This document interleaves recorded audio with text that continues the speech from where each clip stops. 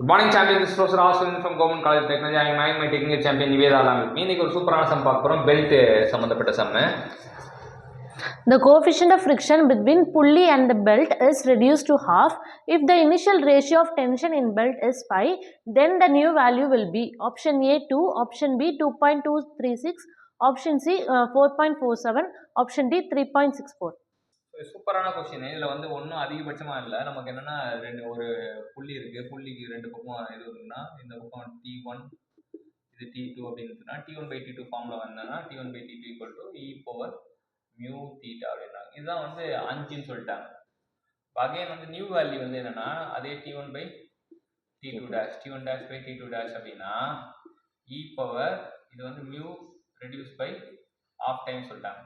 அப்போ இதை என்ன பண்ணலாம் அப்படின்னா E power mu theta whole power ஆஃப்னு போடலாம். E பவர் மியூ தீட்டாக்கு வந்து நமக்கு தெரியும் ஃபார்முலா ஆன்சர் தெரியும். E பவர் மியூ தீட்டான்றது 5. 5க்கு ரூட் எடுத்தோம்னா 2.236 அப்படின்றது தெரியும். 5க்கு ரூட் எடுத்தா 2.236.